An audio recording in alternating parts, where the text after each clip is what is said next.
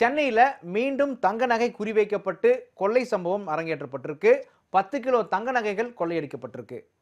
ராஜஸ்தானை சேர்ந்த நாதுராம் மற்றும் அவரது கூட்டாளிகள் எங்கே கொள்ளையடிச்சாங்களோ அதற்கு அருகிலேயே மீண்டும் தங்க நகை கொள்ளை அரங்கேற்றப்பட்டிருக்கு. இந்த சம்பவத்தில் போலீசார் எது மாதிரியான விசாரணையை மேற்கொண்டு வர்றாங்க, இந்த சம்பவம் நடப்பதற்கு முன்னால தங்க நகை கடைகளுடைய பாதுகாப்பு குறித்து எது மாதிரியான முன்னேற்பாடு செய்யப்பட்டிருந்தது, இவை குறித்து இன்றைய கிரைம் டைம்ல விரிவாக பார்க்கலாம்.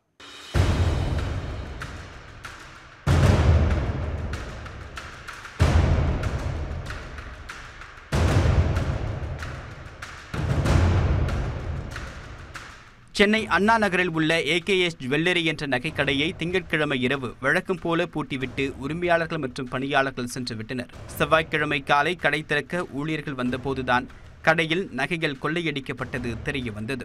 முதற்கட்ட விசாரணையில் கடையில் இருந்த 10 கிலோ தங்க நகைகள் கொள்ளை போனது தெரிய வந்துள்ளது. நள்ளிரவில் பின்பக்கம் வழியாக 3வது மாடிக்கு ஏறிய கொள்ளையர்கள் அங்கிருந்த சிறிய ஜன்னலை உடைத்து உள்ளே புகுந்து 10 கிலோ நகைகளை கொள்ளையடித்துள்ளனர். கடையின் உட்பக்கம் பொருத்தப்பட்டிருந்த CCTVகளையும் உடைத்து காட்சிகள் பதிவு செய்யும் கருவியையும் திருடிச் சென்றனர். கொள்ளை நடந்தபோது அலார சத்தம் ஒலிக்கும் நவீன பாதுகாப்பு வசதிகள் எதுவும் கடையில் இல்லாததால் உரிமையாளர்களால் உடனடியாக எதுவும் செய்ய முடியவில்லை. 24 hours செக்யூரிட்டி ஒன்று வேணும். ரெண்டாவது பார்த்தோம்னா சிசிடிவி கிட்டத்தட்ட குறைஞ்சது 8லேருந்து 16 கேமரா, ஒரு மீடியம் சைஸ் ஜுவல்லருக்கு வந்து 8லேருந்து 16 கேமரா பொருத்தக்கூடிய சிசிடிவி அவசியம் போட்டே ஆகணும். அது மட்டும் இல்லை, அந்த சிசிடிவியோட பேக்கப்பை ஒரு 15 நாளைக்கு ஒரு தடவை இவங்க எடுத்து ஒரு வச்சுக்கிறது நல்லது பேக்கில். என்ன காரணம்னா, எந்த ஒரு இன்சிடென்ட் நடந்தாலும் உடனே நடக்காது. அதுக்கு முன்னாடி 10 நாள் 15 நாள் முன்னாடி இருந்து வாட்ச் பண்ணி கடைக்கு உள்ளே வந்திருப்பான். வந்துட்டு அதை என்ன பண்ணலாம், எப்படி பண்ணலாம், எங்கெங்கே டிவிஆர் வச்சுருக்காங்க அப்படி. இந்த சம்பவத்தில் பார்த்தோம்னா டிவிஆரையே எடுத்துகிட்டு அவன் போயிருக்கான் கொள்ளையன் அப்படின்னு சொல்லி ஒரு நியூஸ் வந்திருக்கு.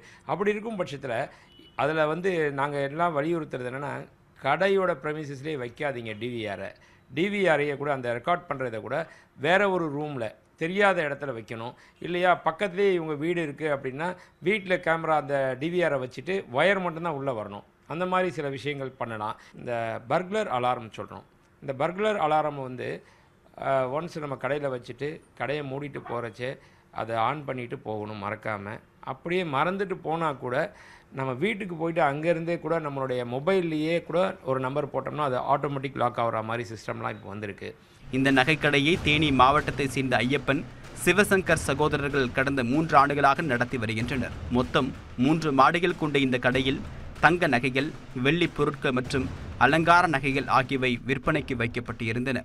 இங்கு 6 பேர் வேலை பார்க்கின்றனர். தகவல் அறிந்த அண்ணாநகர் போலீசார் மற்றும் கைரேகை நிபுணர்கள் கடையில் ஆய்வு செய்தனர். மூப்பனாய் சிறிது தூரம் கடையை சுற்றி வந்தது. அருகில் உள்ள கடைகளின் CCTVகளில் ஏதாவது காட்சிகள் பதிவாகி உள்ளனவா என்றும் போலீசார் ஆய்வு செய்து வருகின்றனர். இந்த வழக்கில் 5 தனிப்படைகள் அமைக்கப்பட்டு நகை கொள்ளையர்களை போலீசார் தீவிரமாக தேடி வருகின்றனர். அண்ணாநகர் காவல் மாவட்டத்திற்கு உட்பட்ட கொளத்தூரில் உள்ள நகைக்கடை ஒன்றில் கடந்த ஆண்டு இறுதியில் 3.5 கிலோ தங்க நகைகள் கொள்ளையடிக்கப்பட்டன. இந்த வழக்கில்தான் மதுரவாயில் ஆய்வாளர் பெரிய பாண்டியன் ராஜஸ்தானில் சுட்டுக் கொல்லப்பட்டார். நகை கொள்ளையன் நாதுராம் கைது செய்யப்பட்டார். இந்த சம்பவம் நடந்து ஓரிரு மாதங்களுக்குள் தற்போது அண்ணா நகரில் 10 கிலோ தங்க நகைகள் கொள்ளையடிக்கப்பட்டுள்ளது குறிப்பிடத்தக்கது.